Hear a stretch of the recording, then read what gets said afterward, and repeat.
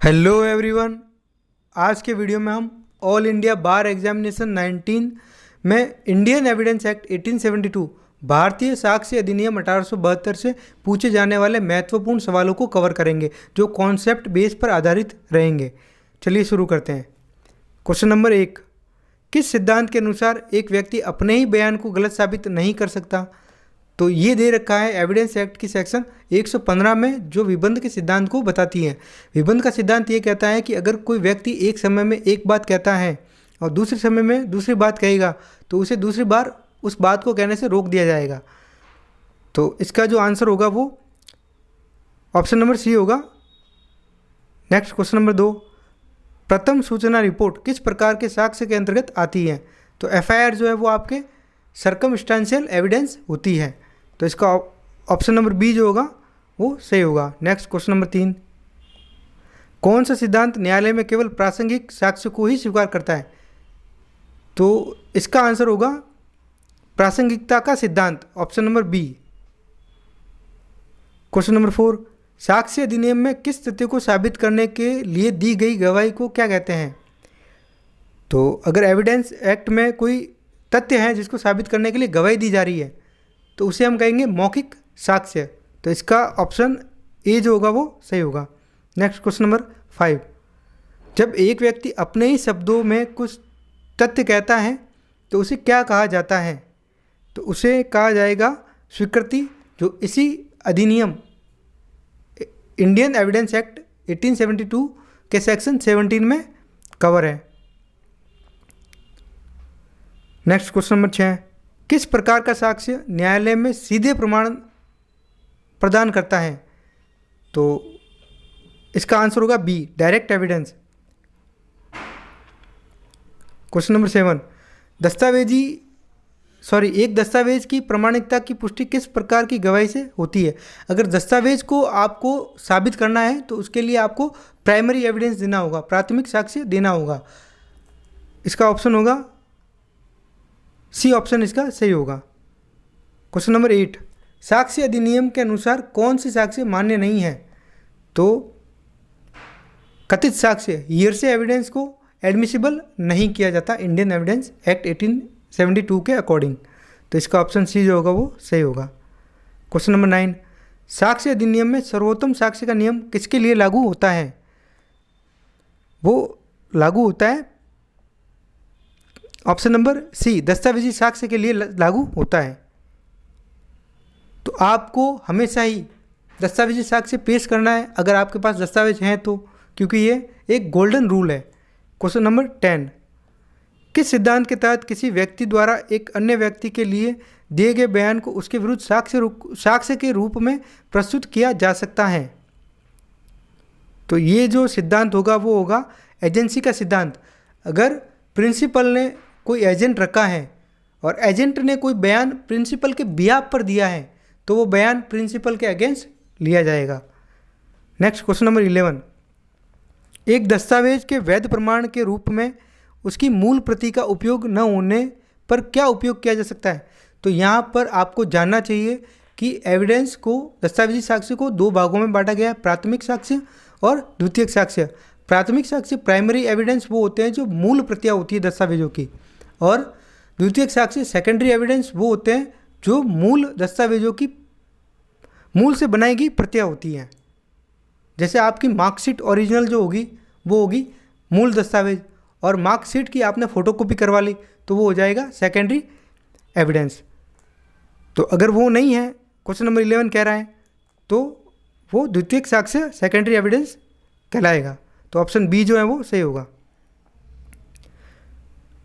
Question number 12, किस प्रकार की साक्ष्य को अदालत में सर्वोत्तम साक्ष्य माना जाता है? दस्तावेजी साक्ष्य को ही सबसे बढ़िया एविडेंस माना जाता है। तो इसका ऑप्शन होगा, अब यहाँ पे ऑप्शन दस्तावेजी साक्ष्य नहीं है, प्राथमिक साक्ष्य है, तो प्राथमिक साक्ष्य को ही यहाँ पर सबसे अच्छा साक्ष्य माना जाएगा, बेस्ट एविडेंस माना जाएगा। ऑप्शन नंबर बी इसका सही होगा। क्वेश्चन नंबर 13, कौन सी स्थिति में कथन साक्ष्य के रूप में मान्य नहीं होते हैं? जब वह प्रत्यक्षदर्शी द्वारा दिया गया हो, आई विटनेस के द्वारा दिया गया हो, तब तो एडमिसिबल होता है। जब वह साक्षी के शब्दों में हो, जब वह अपवाद से हो, जब वो कथित साक्ष्य हो, हियर से एविडेंस एडमिसिबल नहीं होता है। तो इसका ऑप्शन डी जो है वो सही होगा। क्वेश्चन नंबर 14, किन परिस्थितियों में प्रत्यक्ष साक्ष्य पर आधारित जानकारी को प्रमुखता दी जाती है? तो इसका ऑप्शन होगा, किन परिस्थितियों में प्रत्यक्ष साक्ष्य पर, डायरेक्ट एविडेंस पर कोई जानकारी है तो उसे प्रेफरेंस देंगे जब प्रत्यक्षदर्शी के द्वारा दिया गया हो। जब कोई गवाह जो है, जो बयान जो है, जो इन्फॉर्मेशन है, वो अगर आई विटनेस के द्वारा दी गई है तो वो प्रायोरिटी रखेगी। तो इसका ऑप्शन डी जो है वो सही होगा। क्वेश्चन नंबर 15, साक्ष्य का बोझ किस पर होता है? बर्डन ऑफ प्रूफ, सबूत का भार किस पर होता है? इंडियन एविडेंस एक्ट में बर्डन ऑफ प्रूफ हमेशा अभियोजन पक्ष पर ही होता है, अनलेस की सेक्शन 113B, जहाँ पर आत्महत्या के मामलों में उपधारणा करने की न्यायालय के पास में पावर है, वहाँ अभियुक्त पर बर्डन ऑफ प्रूफ डाला गया है। लेकिन अदरवाइज सारे केसेस में बर्डन ऑफ प्रूफ जो होगा वो अभियोजन पक्ष पर ही होगा। इसका ऑप्शन सी जो है वो सही ऑप्शन, सही आंसर होगा। क्वेश्चन नंबर 16, साक्ष्य अधिनियम के अंतर्गत एक गवाह से प्रतिपरीक्षण के दौरान किस प्रकार के प्रश्न पूछे जा सकते हैं? अब ये भी आपको जानना चाहिए कि एविडेंस एक्ट में गवाहों का परीक्षण 3 प्रकार से होता है। एक मुख्य परीक्षण, दूसरा प्रतिपरीक्षण, तीसरा पुनः परीक्षण।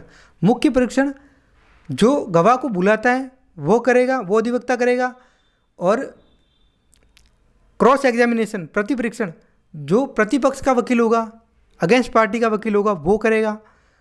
और वापस पुनः परीक्षण जिसको गवाह ने बुलाया है, जिस व्यक्ति ने गवाह को बुलाया है वो करेगा, अधिवक्ता करेगा। तो यहाँ पर भी 3 प्रकार से गवाह की परीक्षा होती है। तो ये कहाँ डिस्कस है? ये section 138 of Indian evidence act में डिस्कस की गई है। तो आप क्रॉस एग्जामिनेशन में लीडिंग क्वेश्चन पूछ सकते हो, अदरवाइज आप नहीं पूछ सकते हैं। तो इसका ऑप्शन जो है वो ए जो है वो सही होगा। क्वेश्चन नंबर 17, किस स्थिति में प्रत्यक्ष साक्ष्य की आवश्यकता नहीं होती है? कब प्रत्यक्ष साक्ष्य की आवश्यकता नहीं है? तो जब अपराधी ही अपराध को स्वीकार कर ले तो फिर डायरेक्ट एविडेंस की जरूरत ही नहीं पड़ेगी। तो ऑप्शन सी जो होगा वो सही आंसर होगा। क्वेश्चन नंबर 18, यदि गवाह किसी अन्य व्यक्ति द्वारा सुनी हुई बात बताता है तो उसे क्या कहेंगे? उसे कहेंगे हियर से एविडेंस जो एडमिसिबल नहीं है। ऑप्शन नंबर सी इसका सही आंसर होगा। नेक्स्ट क्वेश्चन नंबर 19, जब एक व्यक्ति की मृत्यु हो जाती है और उसके बयान का उपयोग सबूत के रूप में किया जाता है तो उसे क्या कहेंगे? उसे डाइंग डिक्लेरेशन कहेंगे। ये section 32 of Indian evidence act 1872 में डिस्कस है। ऑप्शन बी इसका सही आंसर होगा। क्वेश्चन नंबर 20, साक्ष्य अधिनियम में कौन सा सिद्धांत यह सुनिश्चित करता है कि हर व्यक्ति निष्पक्ष सुनवाई का अधिकारी है? तो निष्पक्षता का सिद्धांत जो है वो ऐसा कहता है। ऑप्शन ए इसका सही आंसर है। क्वेश्चन नंबर 21, किस प्रकार की साक्ष्य में एक व्यक्ति का बयान सम्मिलित होता है जो उसने मृत्यु से पहले दिया था? तो वो डाइंग डिक्लेरेशन होगा।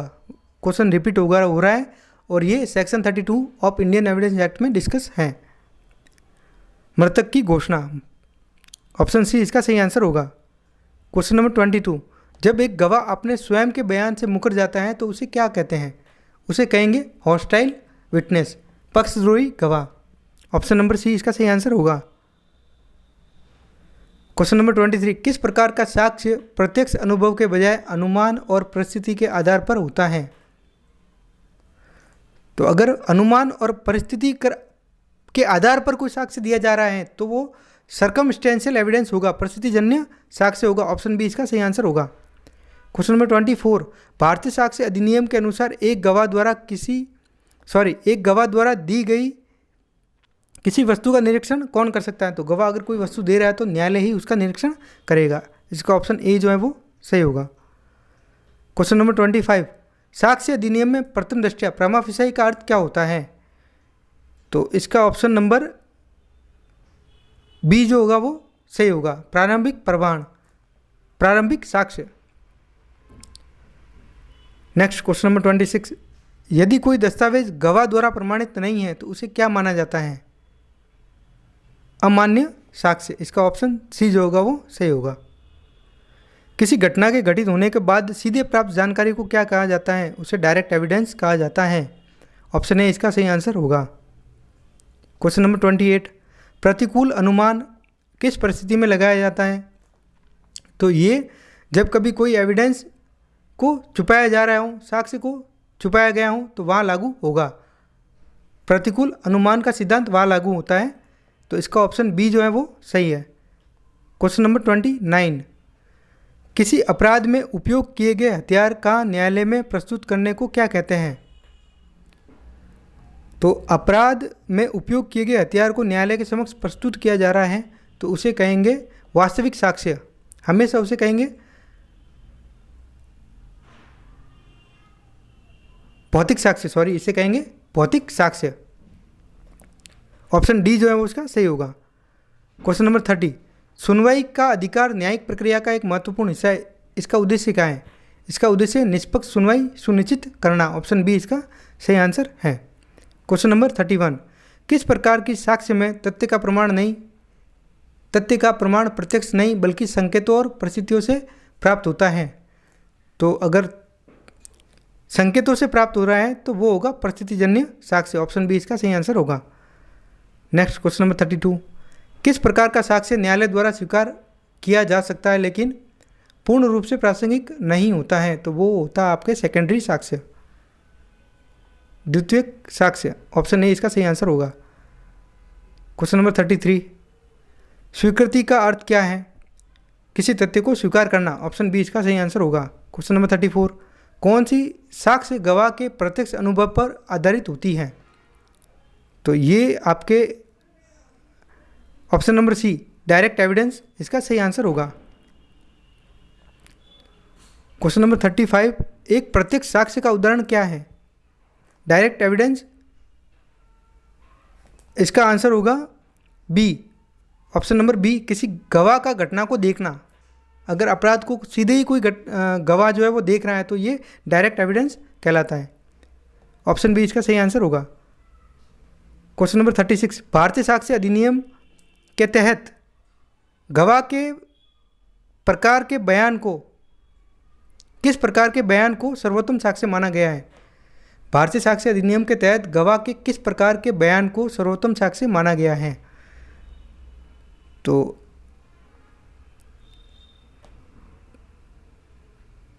ये प्रत्यक्ष साक्ष्य ऑप्शन नंबर बी जो होगा वो इसका सही होगा। जब एक गवाह न्यायालय में प्रश्नों का उत्तर नहीं देना चाहता तो वो क्या उपयोग कर सकता है? वो आत्म साक्ष्य का अधिकार का प्रयोग कर सकता है। ऑप्शन बी इसका सही आंसर होगा। क्वेश्चन नंबर 38, किस प्रकार की साक्ष्य में उस व्यक्ति के बयान को उपयोग में लाया जाता है जो अब जीवित नहीं है? तो ये डाइंग डिक्लेरेशन का क्वेश्चन है, बार बार रिपीट होता है। Section 32 of Indian evidence act, इससे कई बार एग्जाम में क्वेश्चन फ्रेम होते हैं।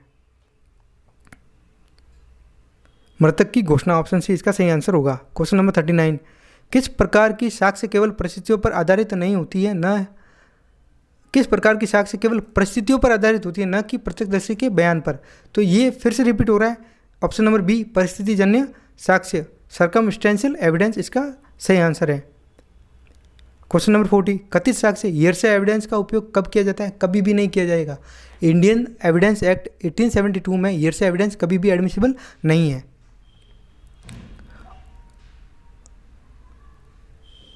ऑप्शन डी इसका सही आंसर होगा। क्वेश्चन नंबर 41, गवाह को यह कहने के लिए कि उसने कोई तथ्य देखा या सुना है किस प्रकार की साक्ष्य का सहारा लिया जाता है? तो गवाह को अगर ये कहने के लिए कि उसने कोई तथ्य देखा या सुना है तो डायरेक्ट एविडेंस का ही सहारा लिया जाएगा। ऑप्शन बी इसका सही आंसर होगा। क्वेश्चन नंबर 42, साक्ष्य अधिनियम के अनुसार किस प्रकार के साक्ष्य को बेहतर साक्ष्य के रूप में प्राथमिकता दी गई है? तो इसका आंसर होगा प्राथमिक साक्ष्य, प्राइमरी एविडेंस। ऑप्शन डी जो इसका सही आंसर होगा। क्वेश्चन नंबर 43, भारतीय साक्ष्य अधिनियम के अनुसार किसी व्यक्ति के दिए गए बयान को क्या माना जाता है यदि वह उस बयान के विपरीत आचरण करता है? तो इसको कॉन्ट्राडिक्शन कहेंगे। पहले कुछ और बोल रहा था, अब कुछ और बयान दे रहा है। तो ऑप्शन सी इसका सही आंसर होगा। क्वेश्चन नंबर 44, किस प्रकार के साक्ष्य को तब स्वीकार किया जाता है जब प्राथमिक साक्ष्य उपलब्ध ही नहीं हो, अनुपलब्ध हो। तो अगर प्राइमरी एविडेंस नहीं है तो सेकेंडरी एविडेंस से काम चल जाएगा। तो ऑप्शन अगर सेकेंडरी एविडेंस दे रखा है तो वो आंसर सही होगा, ऑप्शन बी इसका सही आंसर होगा। क्वेश्चन नंबर 45, भारतीय साक्ष्य अधिनियम के तहत स्वीकृति और अस्वीकृति के बीच क्या अंतर है? तो इसका ऑप्शन बी जो होगा वो सही आंसर होगा, तथ्यों को स्वीकार करना और अस्वीकार करना। क्वेश्चन नंबर 46, हियर से एविडेंस का नियम क्या कहता है? रूल ऑफ हियर से एविडेंस, सॉरी ये इसका आंसर होगा कि इसे कभी भी स्वीकार नहीं किया जाएगा। इंडियन एविडेंस एक्ट 1872 में हियर से एविडेंस एडमिसिबल ही नहीं होता है। तो इसका आंसर होगा सी, इसे सामान्यतः स्वीकार नहीं किया जाता। क्वेश्चन नंबर 47, यदि कोई गवाह किसी बयान को प्रस्तुत करने के लिए प्रेरित किया जाता है तो उसे क्या कहा जाता है? तो उसे कहा जाएगा एडमिशन, स्वीकृति कहा जाएगा, ऑप्शन डी इसका सही आंसर होगा। क्वेश्चन नंबर 48, अभिस्वीकृति और स्वीकृति में क्या अंतर होता है? इंडियन एविडेंस एक्ट 1872 में दो प्रकार की बातें बताई गई हैं। एक स्वीकृति जो सिविल मामलों में डील करती हैं, जो कि विस्तृत हैं, और एक अभिस्वीकृति जिसे कन्फेशन कहते हैं, जो आपराधिक मामलों में ही दिया जाता है। कन्फेशन हमेशा आपराधिक मामलों में ही दिया जाता है। अभिस्वीकृति अपराध की पूरी स्वीकृति होती है। इसका ऑप्शन बी जो है वो सही आंसर होगा। क्वेश्चन नंबर 49, न्यायालय के समक्ष किसी गवाह का मौन का अधिकार कब होता है? तो ये है जब आत्मसाक्ष्य का खतरा हो। तो इसका ऑप्शन बी जो है वो सही आंसर होगा। क्वेश्चन नंबर 50, साक्ष्य अधिनियम के अनुसार किस स्थिति में प्रत्यक्ष साक्ष्य की आवश्यकता नहीं होती है? जब प्रत्यक्षदर्शी मौजूद हो, जब घटना स्थल पर मिले प्रमाण के आधार पर अपराधी ने अगर अपराधी स्वीकार कर लिया है तो फिर किसी भी प्रकार का एविडेंस देने की जरूरत नहीं रहेगी। ऑप्शन नंबर सी इसका सही आंसर होगा। क्वेश्चन नंबर 51, भारतीय साक्ष्य अधिनियम में हस्ताक्षर, अंगूठे के निशान या किसी अन्य मार्क का परीक्षण किस प्रकार की साक्ष्य के अंतर्गत आता है? तो ये दस्तावेजी साक्ष्य में कवर होगा। तो इसका ऑप्शन बी जो है वो सही आंसर होगा। क्वेश्चन 52, कौन सी धारा किस व्यक्ति को उसके विरुद्ध अपने विरुद्ध साक्ष्य प्रस्तुत करने के लिए मजबूर करने से सुरक्षा प्रदान करती है? तो ये section 132 of Indian evidence act 1872 में डिस्कस है। ये धारा बचाव करती है। ऑप्शन डी इसका सही आंसर है। क्वेश्चन नंबर 53, भारतीय साक्ष्य अधिनियम के तहत न्यायालय किन मामलों में अन्य साक्ष्य के सबूतों पर भरोसा कर सकता है? तो जब परिस्थितिजन्य साक्ष्य प्रासंगिक हो। तो ऑप्शन डी जो है इसका सही आंसर होगा। क्वेश्चन नंबर 54, भारतीय साक्ष्य अधिनियम में मृतक घोषणा को मान्यता क्यों दी गई है? क्योंकि मरता हुआ व्यक्ति कभी भी झूठ नहीं बोलता है। ऑप्शन बी इसका सही आंसर होगा। नेक्स्ट क्वेश्चन नंबर 55, कौन सी धारा अभियुक्त के विरुद्ध स आरोपी के स्वीकारोक्ति का सबूत देने की अनुमति देती है? तो धारा 30 जो है वो ये बताती है कि अभियुक्त से अभियुक्त के लिए भी स्वीकारोक्ति कर सकता है।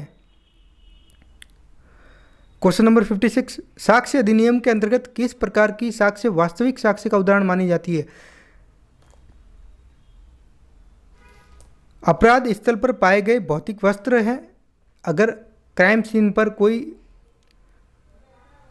भौतिक वस्त्र पाए जा रहे हैं या कोई ऐसा हथियार है जो पाया गया है, तो वो क्या कहलाएगा? वास्तविक साक्ष्य कहलाएगा। ये ऑप्शन ए इसका सही आंसर होगा। क्वेश्चन नंबर 57, जब गवाह का बयान उसकी अनुमति के बिना रिकॉर्ड किया जाता है तो इसे क्या कहा जाएगा? अमान्य साक्ष्य। ऑप्शन ए इसका सही आंसर होगा। क्वेश्चन नंबर 58, भारतीय साक्ष्य अधिनियम के अंतर्गत प्रत्यक्ष साक्ष्य और परिस्थितिजन्य साक्ष्य में मुख्य अंतर क्या है? प्रत्यक्ष साक्ष्य जो होता है वो संदेहास्पद होता है, परिस्थितिजन्य साक्ष्य केवल संकेत देता है। तो ये इसका सही आंसर है, परिस्थितिजन्य साक्ष्य केवल संकेत ही देता है। तो ऑप्शन बी इसका सही आंसर होगा। नेक्स्ट क्वेश्चन नंबर 59, किस प्रकार के साक्ष्य को स्वीकृति के लिए आवश्यक नहीं माना जाता है?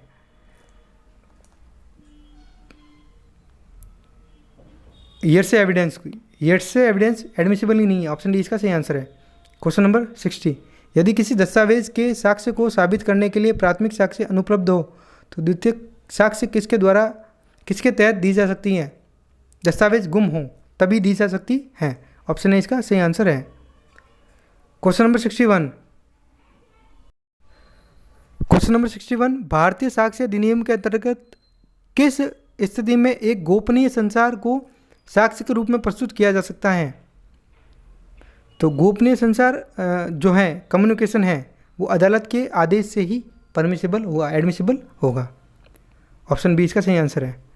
क्वेश्चन नंबर 62, भारतीय साक्ष्य अधिनियम के तहत बिना किसी संदेह के परे का सिद्धांत किस मामलों में लागू होता है? आपराधिक मामलों में ही लागू होता है। ऑप्शन बी इसका सही आंसर होगा।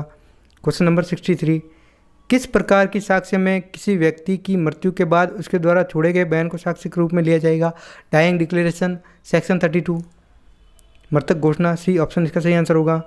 क्वेश्चन नंबर 64, भारतीय साक्ष्य अधिनियम में अन्वेषण के दौरान प्राप्त जानकारी को कब स्वीकार्य माना जा सकता है? धारा 27 के अंतर्गत।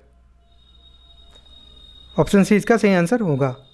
क्वेश्चन नंबर 65, खतरा या मजबूरी के कारण दिए गए किसी व्यक्ति के बयान को क्या माना जाता है? अमान्य साक्ष्य माना जाएगा। क्वेश्चन नंबर 66, एक गवाह के द्वारा दिए गए बयान को अगर न्यायालय में तत्काल रूप से चुनौती दी जाती है तो उसे क्या कहा जाता है? तो इसे कॉन्ट्राडिक्टेड एविडेंस कहा जाता है। ऑप्शन बी इसका सही आंसर होगा। क्वेश्चन नंबर 67, भारतीय साक्ष्य अधिनियम के अनुसार किस प्रकार की साक्ष्य को स्वयं साक्ष्य कहा जाता है? तो इसे डायरेक्ट एविडेंस को ही कहा जाएगा। अगर डायरेक्ट एविडेंस इसका ऑप्शन में है तो वो सही ऑप्शन होगा। ऑप्शन सी इसका सही ऑप्शन है। क्वेश्चन नंबर 68, किसी आपराधिक मामले में सह आरोपी द्वारा किया गया स्वीकृति किस धारा के तहत सबूत के रूप में प्रस्तुत किया जा सकता है? तो धारा 30 के अंतर्गत ये ऐसा प्रस्तुत किया जा सकता है। ऑप्शन सी इसका सही आंसर होगा। नेक्स्ट क्वेश्चन नंबर 69, किसी अपराध की जांच के दौरान जब पुलिस द्वारा दी गई जानकारी को साक्ष्य के रूप में माना जाता है तो इसे किस प्रकार की साक्ष्य के अंतर्गत माना जाएगा? अगर पुलिस अधिकारी कोई जानकारी अन्वेषण के दौरान न्यायालय में साक्ष्य के तौर पर दे रहे हैं तो वो रियल एविडेंस होगा, वास्तविक साक्ष्य होगा। आपका कॉन्सेप्ट यहीं क्लियर कर देता हूँ। अगर ऑप्शन में वास्तविक साक्ष्य हैं तो ऑप्शन बी इसका सही आंसर होगा। क्वेश्चन नंबर 70, भारतीय साक्ष्य अधिनियम में किस धारा के अंतर्गत एक व्यक्ति को स्वयं के विरुद्ध साक्ष्य देने से रोकने की व्यवस्था की गई है? तो धारा 132 में। ऑप्शन सी इसका सही आंसर है। क्वेश्चन नंबर 71, भारतीय साक्ष्य अधिनियम के तहत कब एक न्यायालय किसी तथ्य का न्यायिक ज्ञान ले सकता है? अगर तथ्य जो है वो सार्वभौमिक रूप से ज्ञात है सभी को तो उसे जुडिशियल नोटिस में लिया जा सकता है। तो ऑप्शन बी जो है वो इसका सही आंसर होगा। क्वेश्चन नंबर 72, भारतीय साक्ष्य अधिनियम में प्रतिरक्षा साक्ष्य का अर्थ क्या है? तो इसका मतलब होगा कि प्रतिरक्षा साक्ष्य गवाह की साक्ष्य को चुनौती देता है। ऑप्शन बी इसका सही आंसर होगा। क्वेश्चन नंबर 73, किस धारा के तहत ये प्रावधान है कि पति पत्नी के बीच हुए गोपनीय कम्युनिकेशन को साक्ष्य के रूप में पेश नहीं किया जा सकता? तो इसकी धारा जो है वो section 122 of Indian evidence act है। ऑप्शन ए जो है उसका सही होगा। क्वेश्चन नंबर 74, एक अभियुक्त द्वारा दी गई ऐसी स्वीकृति जो किसी अन्य आरोपी को भी अपराध में शामिल करती है, इसे किस प्रकार की साक्ष्य के अंतर्गत लिया जा सकता है? तो इसे सह आरोपी का बयान। ऑप्शन सी इसका सही आंसर होगा। क्वेश्चन नंबर 75, भारतीय साक्ष्य अधिनियम के तहत कब एक गवाह को विरोधाभास से रोका जा सकता है? जब गवाह की विश्वसनीयता सुनिश्चित हो, जब गवाह ने पूर्व में कोई भिन्न बयान दिया हो। अगर गवाह ने पहले कोई अलग बयान दिया है तो उसे फिर बाद में रोक दिया जाएगा। ऑप्शन बी कभी नहीं रोका जा सकता, सॉरी, इसका आंसर जो है वो डी होगा। फिर से पढ़ते हैं इसको। भारतीय साक्ष्य अधिनियम के तहत कब एक गवाह को विरोधाभास, कॉन्ट्राडिक्शन से तो रोका ही नहीं जा सकता कभी भी। वो कॉन्ट्राडिक्ट बयान न्यायालय में दे सकता है, अगर पहले कोई एक बयान दिया है तो बाद में आकर के दूसरा बयान दिया जा सकता है, उसे रोका नहीं जाएगा। क्वेश्चन नंबर 76, रेस जेस्टाएँ जो धारा 6 में इंडियन एविडेंस एक्ट 1872 में डिस्कस हैं। रेस गेस्टाएँ सिद्धांत के तहत कौन सी साक्ष्य स्वीकार की जाती हैं? तो ये हियरसे एविडेंस का एक अपवाद है, तो ऑप्शन बी इसका सही आंसर होगा। क्वेश्चन नंबर 77, धारा 27 के अंतर्गत जानकारी कब साक्ष्य मानी जाती है? जब यह किसी व्यक्ति द्वारा बताया गया हो, जब जानकारी अपराध के सत्यापन के लिए किए हों, जब इसे किसी गवाह द्वारा प्रस्तुत किया गया हो, जब ये आरोप को साबित करने में सहायक हो। तो इसका ऑप्शन डी जो है वो सही आंसर होगा। जब कोई आरोप को साबित करने में सहायक होगा तो उसे एडमिसिबल किया जाएगा। नेक्स्ट क्वेश्चन नंबर 78, किस धारा के तहत न्यायालय ये निर्देश दे सकता है कि साक्ष्य अदालत में मौखिक रूप से प्रस्तुत किए जाएं? तो धारा 60 ओरल एविडेंस बताता है, मौखिक साक्ष्य वहाँ डिस्कस है। ऑप्शन बी इसका सही आंसर है। भारतीय साक्ष्य अधिनियम में कथित साक्ष्य का नियम कब लागू होता है? कभी भी लागू नहीं होगा, एडमिसिबल ही नहीं है हियरसे एविडेंस। इसका ऑप्शन जो होगा वो डी, सामान्यतः अस्वीकार्य होता है, सही होगा। भारतीय साक्ष्य अधिनियम में पुनरुद्धार क्या होता है? रिबटल क्या होता है? रिबटल का मतलब होता है विरोधाभासी साक्ष्य प्रस्तुत करना, तो इसका ऑप्शन सी जो है वो सही आंसर होगा। नेक्स्ट क्वेश्चन जो है वो इलस्ट्रेशन बेस है, इसको भी कवर करते हैं। राधिका ने अपने पड़ोसी मोहन के खिलाफ शिकायत की कि उसने उसकी संपत्ति पर बिना अनुमति के निर्माण कार्य किया है। मोहन ने कहा कि राधिका का ये आरोप गलत है। क्वेश्चन ये कह रहा है कि इस स्थिति में राधिका को किस प्रकार की साक्ष्य प्रस्तुत करनी होगी? तो राधिका को दस्तावेजी और मौखिक दोनों साक्ष्य प्रस्तुत करनी होगी। ऑप्शन सी इसका सही आंसर होगा। क्वेश्चन नंबर 82, राजू ने हत्या के मामले में पुलिस को बताया कि उसने अपने दोस्त समीर को पिछले महीने एक भयानक लड़ाई के दौरान देखा था। समीर, जिसने पुलिस के सामने अपने आप को निर्दोष बताया, का क्या बयान साक्ष्य के रूप में स्वीकार किया जा सकता है? इस मामले में समीर का बयान किस प्रकार का साक्ष्य होगा? यह हियरसे एविडेंस होगा, सुनी सुनाई बात होगी, तो इसका ऑप्शन बी सही आंसर होगा। क्वेश्चन नंबर 83, समीरा ने एक अदालत में कहा कि उसने अपनी दोस्त निशा से एक सप्ताह पहले ये सुनकर डर लगा कि निशा के पति ने धमकी दी थी कि वह समीरा को नुकसान पहुंचा सकता है। इस स्थिति में समीरा का बयान न्यायालय में किस प्रकार की साक्ष्य के रूप में प्रस्तुत किया जाएगा? तो यह भी हियरसे एविडेंस ही है, तो ऑप्शन बी इसका सही आंसर होगा। क्वेश्चन नंबर 84, पुलिस ने एक अपराध स्थल से एक खून से सना कपड़ा बरामद किया जो आरोपी के खिलाफ सबूत के रूप में प्रस्तुत किया गया। इस कपड़े को किस प्रकार का साक्ष्य माना जाएगा? इसको प्रत्यक्ष एविडेंस, इसको वास्तविक साक्ष्य माना जाएगा, क्योंकि जब भी पुलिस अधिकारी न्यायालय के समक्ष कोई एविडेंस रखेगा तो उसे वास्तविक साक्ष्य कहा जाएगा। ऑप्शन नंबर डी इसका सही आंसर होगा। क्वेश्चन नंबर 85, एक गवाह ने कहा कि उसने एक रात एक व्यक्ति को चुराते हुए देखा, लेकिन वह व्यक्ति ये दावा करता है कि वहाँ नहीं था। इस स्थिति में गवाह के बयान को किस प्रकार के साक्ष्य के रूप में माना जाएगा? तो ये डायरेक्ट एविडेंस है, किसी ने देखा है तो डायरेक्ट एविडेंस होगा। ऑप्शन ए इसका सही आंसर है। क्वेश्चन नंबर 86, एक महिला ने अदालत में ये साबित करने के लिए दस्तावेज पेश किए कि उसके पति ने उसे तलाक देने के लिए एक नोटिस भेजा था, लेकिन उसके पति ने इस नोटिस को चुनौती दी। इस स्थिति में दस्तावेज की पहचान करने के लिए किस प्रकार के साक्ष्य की आवश्यकता होगी? तो इसे प्राइमरी एविडेंस के द्वारा ही दस्तावेजी साक्ष्य के द्वारा ही इसे जो पेश करना होगा दस्तावेजी साक्ष्य को, तो इसका ऑप्शन बी जो है वो सही आंसर होगा। दस्तावेज की पहचान के लिए प्राइमरी एविडेंस दिया जाएगा। ऑप्शन ए इसका सही आंसर होगा। क्वेश्चन नंबर 87, एक मामले में अभियोजन पक्ष ने एक चिकित्सा रिपोर्ट पेश की जिसमें कहा किया गया कि पीड़िता के शरीर पर गंभीर चोटें आई हैं। इस रिपोर्ट को किस प्रकार का साक्ष्य माना जाएगा? इसे दस्तावेजी साक्ष्य माना जाएगा। ऑप्शन सी जो है वो इसका सही होगा। क्वेश्चन नंबर 88, एक गवाह ने अदालत में कहा कि उसने आरोपी को एक चोरी के समय देखा था, लेकिन उसे आरोपी का नाम नहीं पता है।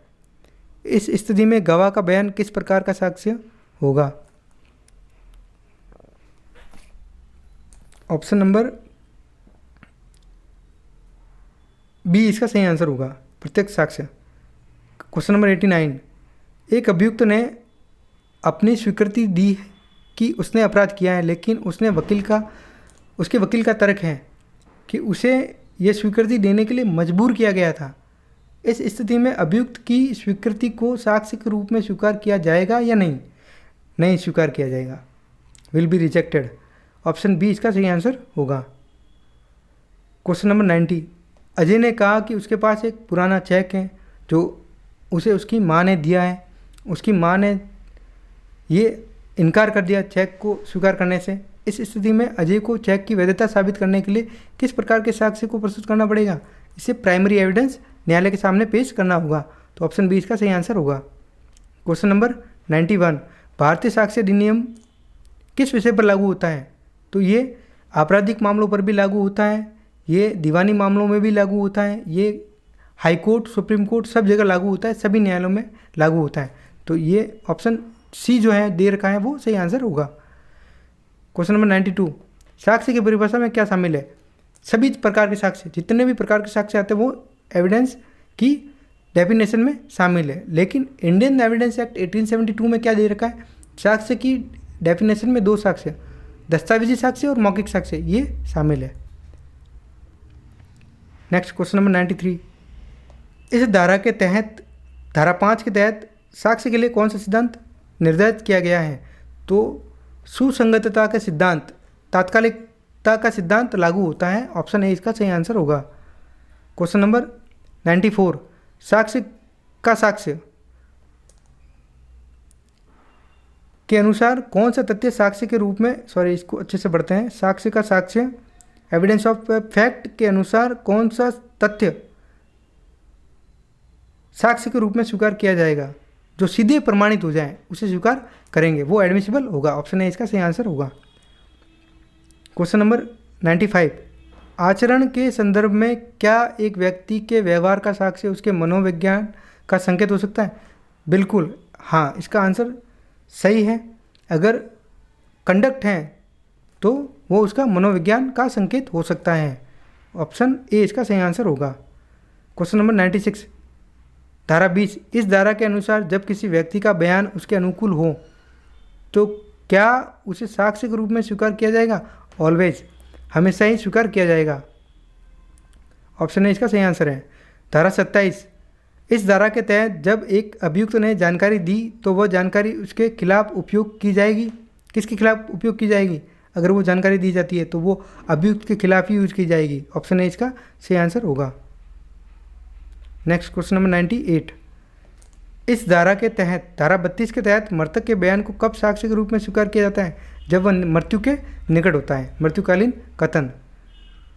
ऑप्शन ए इसका सही आंसर होगा। क्वेश्चन नंबर 99, धारा 113 ए, इस धारा में आत्महत्या के मामले में किस प्रकार की साक्ष्य को ध्यान में रखा जाता है? तो ये जो धारा है ये उपधारणा न्यायालय करता है इस बारे में। इसमें ये बताया गया है कि अगर कोई महिला है, विवाहित है और विवाह को 7 वर्ष पूरे नहीं हुए हैं तो न्यायालय ये उपधारणा करके चलेगा कि उसके साथ में क्रूरता हुई है, उसके आचरण को देखेगा, मृतक के आचरण को देखेगा। ऑप्शन ए इसका सही आंसर होगा। क्वेश्चन नंबर 100 और लास्ट क्वेश्चन, धारा 134, इस धारा के तहत किस प्रकार की साक्ष्य का बोझ किस पर होता है? तो साक्ष्य का बोझ जो होगा वो हमेशा ही बर्डन ऑफ प्रूफ अभियोजन पक्ष पर होता है, अनलेस कि वो धारा 113 ए के अंदर कवर नहीं होगा। अगर धारा 113 ए के अंदर कवर हो रहा है तो अभियुक्त पर बर्डन ऑफ प्रूफ रहेगा। अदरवाइज सारे मामलों में जो है अभियोजन पक्ष पर ही बर्डन ऑफ प्रूफ रहेगा। यह आपके कॉन्सेप्ट पर आधारित सवाल थे। अगर आपको इसकी पीडीएफ चाहिए तो आप मुझे कमेंट बॉक्स में अपना ईमेल मेंशन कर देना। अगर आपने इन सवालों को अच्छे से समझ लिया तो आपके एआईबी में एक भी नंबर नहीं कटेगा। धन्यवाद।